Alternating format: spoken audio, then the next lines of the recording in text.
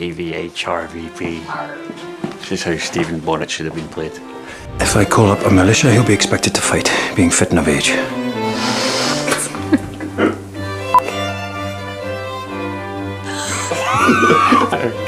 The regulators are disorganized and no way purposeful. I just saw you creeping in there and I thought, this is brilliant. I wasn't prepared for that. Get away from my wife.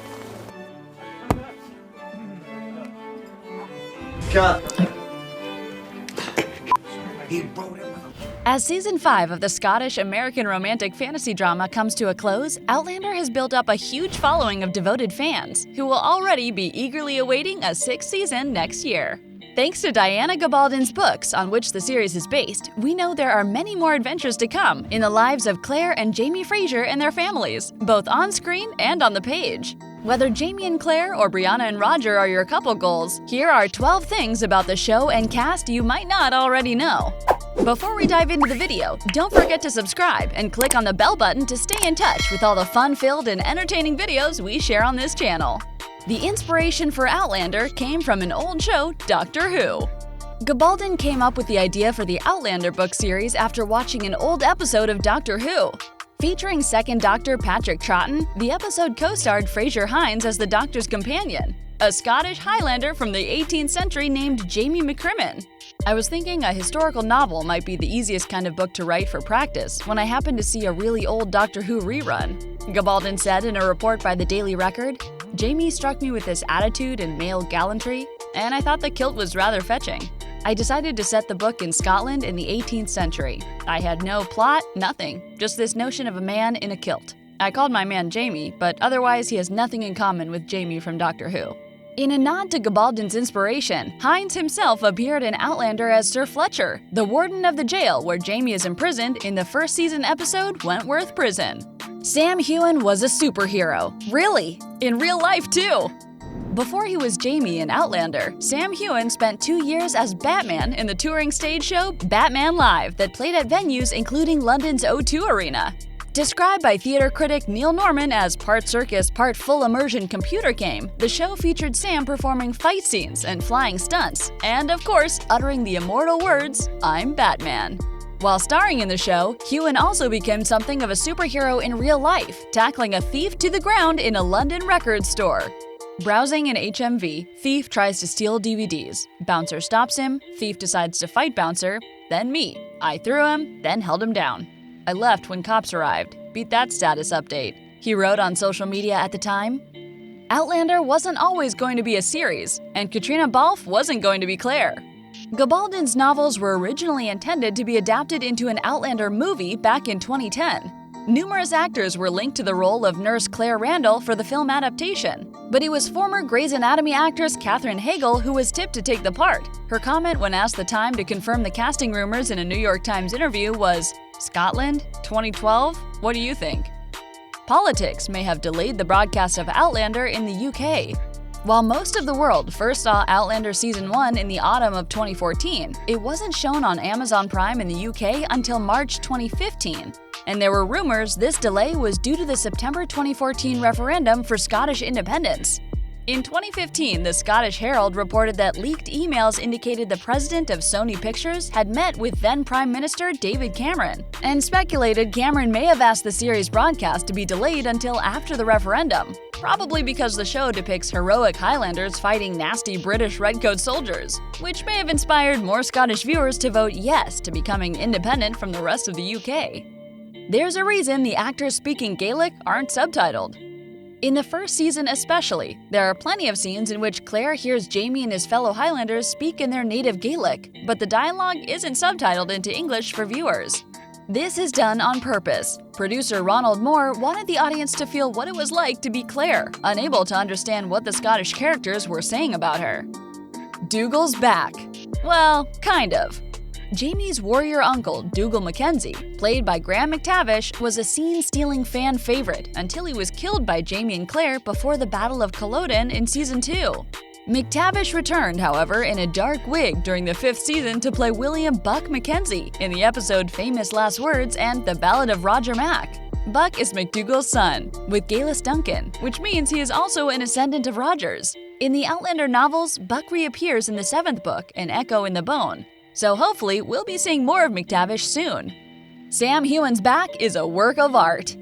Having been brutally flogged as a teenager, Jamie Fraser's back is a mass of scars, and these have to be meticulously applied to actor Sam Heughan's back for hours every time he is going to be in a scene with his shirt off. From the first season, Heughan's back was sculpted by an artist, and then the scars were applied on top in makeup, and more have been added over the seasons as Jamie tends to get wounded on a regular basis. We have to weather Sam to look like he's been outside, and we are aging him now as well. Makeup designer Annie McEwen told Digital Spy in 2017, and he's very tall. There's a big area to cover. It's constant, like painting the 4th bridge. Just when you've finished one bit, you have to start over again. They're not in Scotland anymore. Except they are.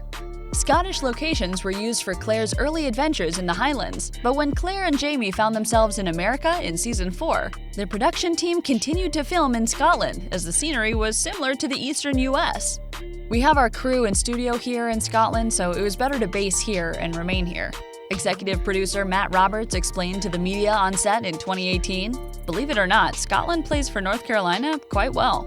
I have taken some pictures in North Carolina and some in Scotland, and I play a little game on Instagram where I'll say, 'Where am I?' And many of our North Carolina fans will say you are absolutely in North Carolina, and I'll actually be somewhere in the Trossachs of Scotland." So Fraser's Ridge, the Fraser family's new home in America, is actually filmed at a location less than an hour from the Outlander studios near Glasgow. We've been there, but are sworn to secrecy, so can't tell you where it is. There's an Easter egg in the print shop. Fans love the A. Malcolm episode from Season 3, as it features the long-awaited reunion of Jamie and Claire in his Edinburgh print shop. Check the shop shelves closely when you're watching. Author Gabaldon arranged for a copy of her book Drums of Autumn, on which Season 4 is based, to be hidden there. And there's another Season 3 Easter egg to watch out for in the episode The Doldrums. The curvaceous figurehead on the Artemis ship that takes Claire and Jamie to the Caribbean was also seen in the Paris brothel, frequented by Charles Stewart in Season 2. There's a good reason Brianna doesn't meet her Aunt Jenny. In the 4th book, Drums of Autumn, Brianna travels back to the 18th century to find her parents. One of her first stops is Lallybroch, Highland home to Jamie's sister Jenny and her husband Ian. In the book, Brianna meets both her aunt and uncle, but in the series it is only Ian, Stephen Cree, who greets her. This is because Laura Donnelly, who plays Jenny, was performing on stage in The Ferryman, for which she won an Olivier Award for Best Actress. At the time the episode was filmed, Ian explains Jenny's absence by saying she's away attending the birth of their latest grandchild.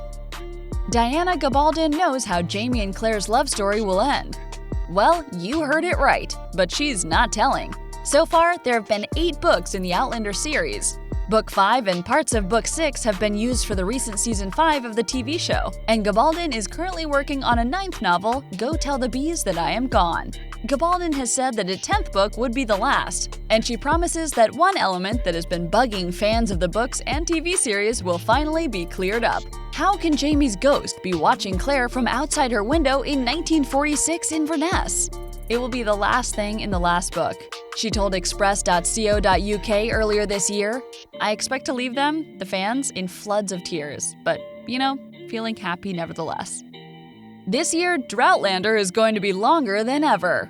The term Droughtlander was coined by fans after the first season was split into 2 halves, with the second set of 8 episodes airing more than 6 months after the first, back in 2014.